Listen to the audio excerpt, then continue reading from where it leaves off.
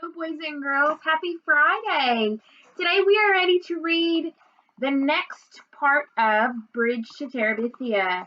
We are in the middle of chapter 4, and we're going to finish chapter 4, and then hopefully we can get through chapter 5, or at least most of it today.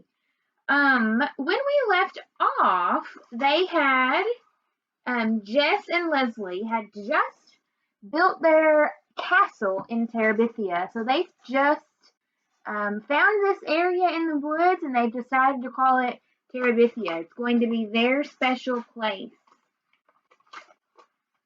What you doing? He came in and sat beside her on the ground. Reading. I had to do something.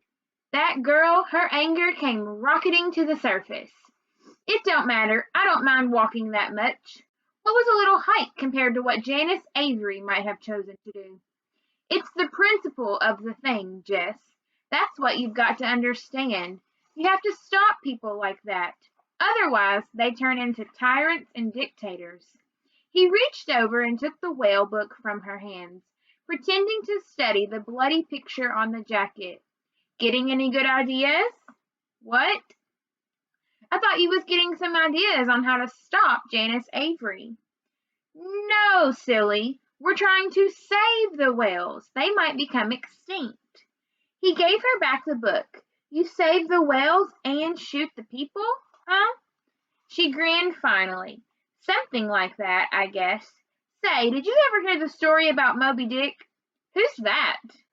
Well, there was once this huge white whale named Moby Dick. And Leslie began to spin out a wonderful story about a whale and a crazy sea captain who was bent on killing it. His fingers itched to try and draw it on paper. Maybe if he had some proper paints, he could do it. There ought to be a way of making the whale shimmering white against the dark water.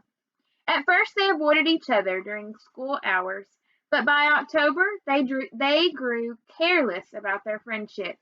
Gary Fulcher, like Brenda, took great pleasure in teasing Jess about his girlfriend. It hardly bothered Jess. He knew that a girlfriend was somebody who chased you on the playground and tried to grab you and kiss you. He could no more imagine Leslie chasing a boy than he could imagine Miss Double-Chin Myers shining up the flagpole. Gary Fulcher could go to you-know-where and warm his toes.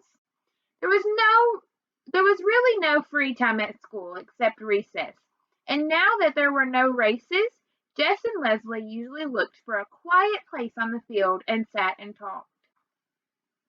Except for the magic half hour on Fridays, recess was all that Jess looked forward to at school. Leslie could always come up with something funny that made the long days bearable. Often the joke was on Mrs. Myers.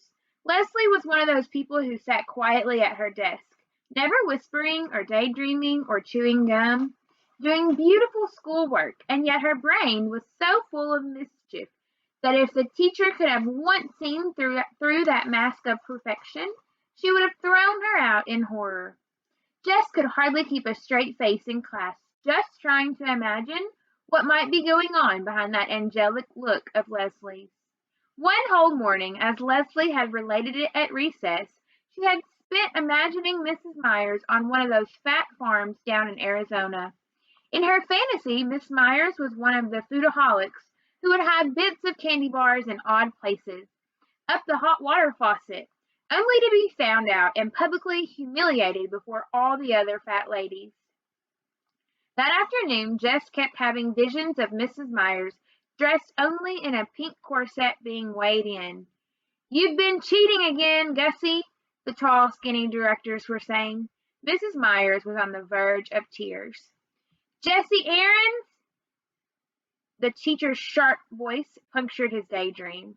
He couldn't look Miss Myers straight in her pudgy face. He'd crack up. He set his sight on her uneven hemline. Yes'm. He was going to have to get coaching from Leslie.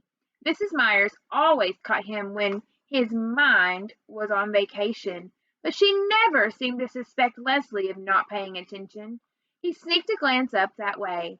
Leslie was totally absorbed in her geography book, or so it would appear to anyone who didn't know. Terabithia was cold in November. They didn't dare build a fire in the castle, though. Sometimes they would build one outside and huddle around it. For a while, Leslie had been able to keep 2 sleeping bags in the stronghold, but around the 1st of December, her father noticed their absence, and she had to take them back. Actually, Jess made her take them back. It was not that he was afraid of the Burkes exactly. Leslie's parents were young, with straight white teeth and lots of hair, both of them. Leslie called them Judy and Bill, which bothered Jess more than he wanted it to. It was none of his business what Leslie called her parents, but he couldn't just get used to it. Both of the Burkes were writers. Mrs. Burke wrote novels and, according to Leslie, was more famous than Mr. Burke, who wrote about politics. It was really something to see the shelf that had their books on it. Mrs. Burke was Judith Hancock on the cover, which threw you at first. But then if you looked on the back, there was her picture looking very young and serious. Mr. Burke was going back and forth to Washington to finish a book he was working on with someone else.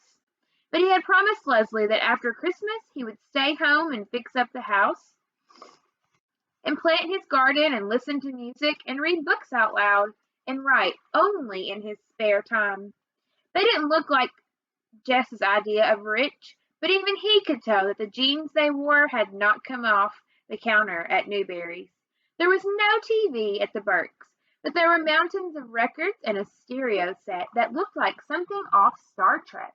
And although their car was small and dusty, it was Italian and looked expensive, too. They were always nice to Jess when he went over, but then they would suddenly begin talking about French politics or string quartets, which he at first thought was a square box made out of string, or how to save the timber wolves or redwoods or singing whales, and he was scared to open his mouth and show once and for all how dumb he really was. He wasn't comfortable having Leslie at his house either. Joyce Ann would stare, her index finger pulling down her mouth and making her drool. Brenda and Ellie always managed some remark about girlfriend. His mother acted stiff and funny, just the way she did when she had to go up to school about something. Later, she would refer to Leslie's tacky clothes. Leslie always wore pants, even to school. Her hair was shorter than a boy's. Her parents were hardly more than hippies. Mabel either tried to push in with him and Leslie or sulked at being left out. His father had seen Leslie only a few times and had nodded to show that he noticed her. But his mother said that she was sure he was fretting that his only son did nothing but play with girls, and they both were worried about what would become of it. Jess didn't concern himself with what would become of it. For the first time in his life, he got up every morning with something to look forward to. Leslie was more than his friend. She was his other, more exciting self, his way to Terabithia and all the worlds beyond. Terabithia was their secret, which was a good thing, for how could Jess have ever explained it to an outsider? Just walking down the hill toward the woods made something warm and liquid steal through his body. The closer he came to the dry creek bed and the crab apple tree rope, the more he could feel the beating of his heart. He grabbed the end of the rope and swung out toward the other bank with a kind and wild exhilaration and landed gently on his feet, taller and stronger and wiser in that mysterious land. Leslie's favorite place behind the castle stronghold was the pine forest. There the trees grew so thick at the top that the sunshine was veiled. No low bush or grass could grow in that dim light, so the ground was carpeted with golden needles. I used to think this place was haunted, Jess had confessed to Leslie the first afternoon that he revved up his courage to bring her there. "Oh, but it is," she said. "But you don't have to be scared. It's not haunted with evil things." "How do you know?" "You can just feel it. Listen." At first he only heard the stillness. It was the stillness that had always frightened him before. But this time it was like the moment after Miss Edmonds finished a song, just after the chords hummed down to silence. Leslie was right. They stood there, not moving, not wanting the swish of dry needles beneath their feet to break the spell. Far away from their from their former world came the cry of geese heading southward. Leslie took a deep breath. "This is not an ordinary place," she whispered. "Even the rulers of Terabithia come into it only at times of greatest sorrow or greatest joy. We must strive to keep it sacred. It would not do, it would not do to disturb the spirits." He nodded, and without speaking, they went back to the creek bank where they shared together a solemn meal of crackers and dried fruit. Right. And that concluded chapter 4. So now we're going to start chapter 5. Chapter 5 is titled The Giant Killers. Leslie liked to make up stories about the giants that threatened the peace of Terabithia, but they both knew that the real giant in their lives was Janice Avery. Of course, it wasn't only Jess and Leslie that she was after.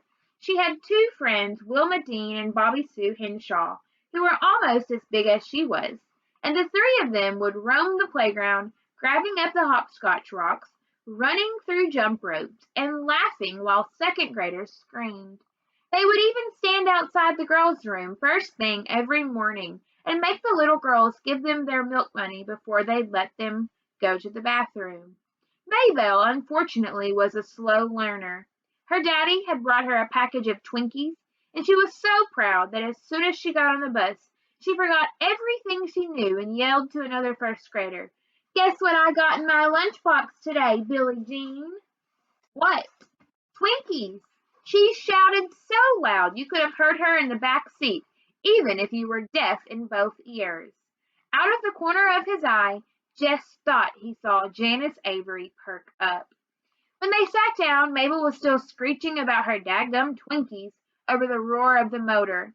"My daddy brung 'em to me from Washington."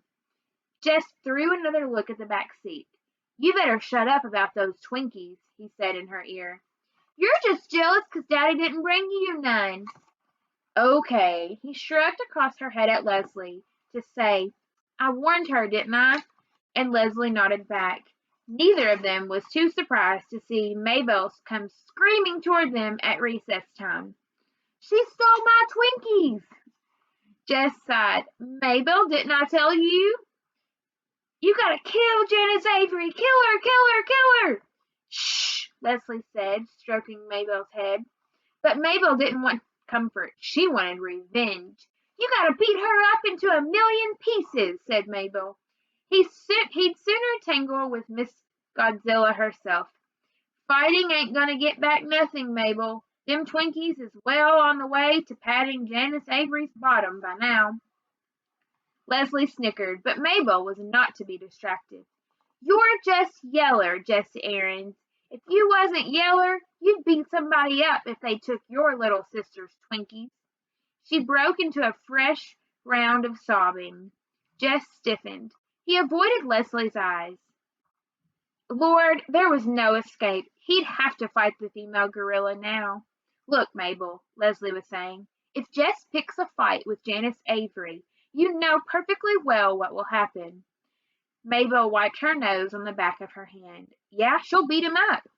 "No, he'll get kicked out of school for fighting a girl. You know how Mrs. Turner is about boys who pick on girls." "She stole my Twinkies. I know she did, Mabel, and Jess and I are going to figure out a way to pay her back for it. Aren't we, Jess?"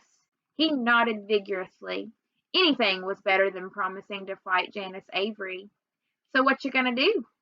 "I don't know yet. We'll have to plan it out very carefully. But I promise you, Mabel, we will get her." "Cross your heart and hope to die?" Leslie solemnly crossed her heart. Mabel turned expectantly to Jess, so he crossed his too, trying hard not to feel like a fool, crossing his heart to a first grader in the middle of the school playground. Mabel snuffled loudly. "It ain't as good as seeing her beat to a million pieces." "No," said Leslie, "I'm sure it isn't. But with Miss Turner running this school, it's the best thing we can do. Right, Jess?" "Right." That afternoon, crouched in the stronghold of Terabithia, they held a council of war. How to get Janice Avery without ending up squashed or suspended. That was their problem. Maybe we could get her caught doing something. Leslie was trying out another idea after they both had rejected putting honey on her bus seat and glue in her hand lotion. You know, she smokes in the girls' room. If we could just get Miss Turner to walk past while the smoke is pouring out. Jess shook his head hopelessly. It wouldn't take her 5 minutes to find out who squawked. There was a moment of silence while they both considered what Janice Avery might do to anyone who reported her to the principal. We gotta get her without her knowing who done it. Yeah, Leslie chewed away at a dried apricot. You know what girls like Janice hate the most? What? Being made a fool of.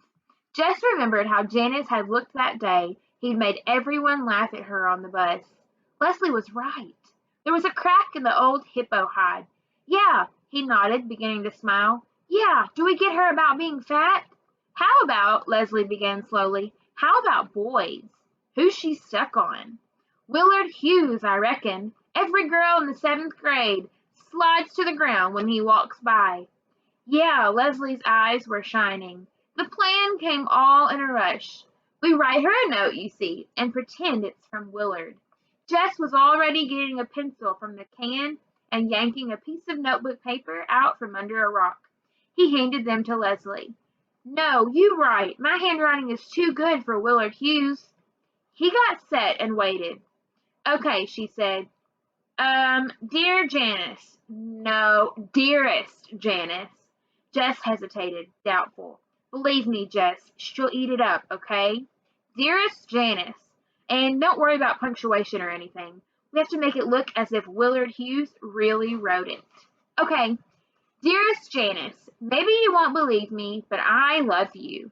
You think she'll... He asked as he wrote it down. I told you she will eat it up. Girls like Janice Avery believe just what they want to in this kind of situation.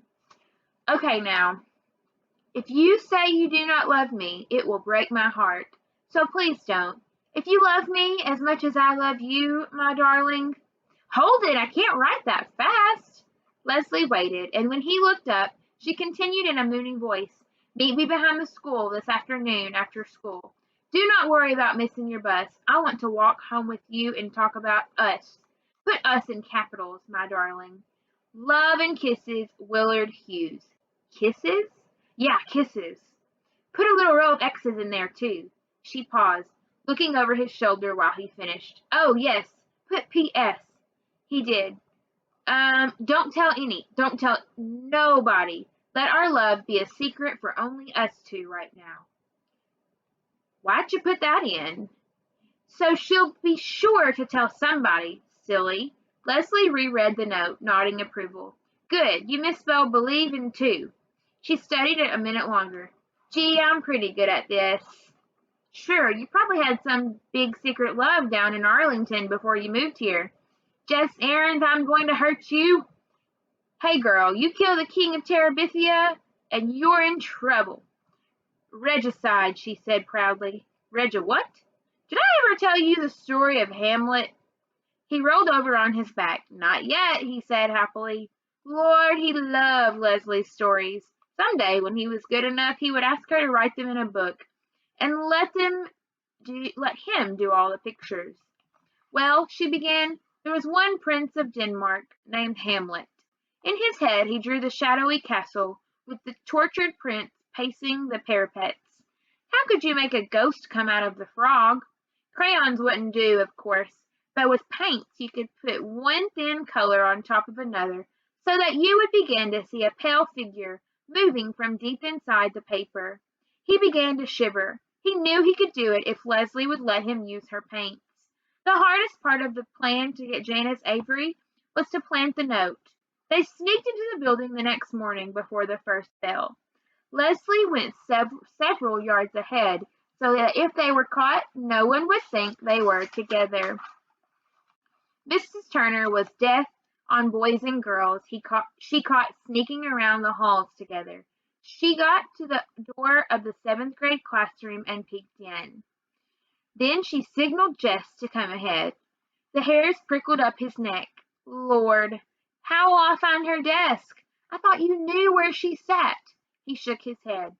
I guess you'll have to look in every one until you find it. Hurry, I'll be lookout for you. She closed the door quietly and left him shuffling through each desk, trying to be careful not to make a mess. But his silly hands were shaking so much he could hardly pull anything out to look for names. Suddenly he heard Leslie's voice. "Oh, Mrs. Pierce, I've just been standing here waiting for you." Lord, the seventh grade teacher was right out there in the hall, heading for this room. He stood frozen. He couldn't hear what Miss Pierce was saying back to Leslie through the closed door.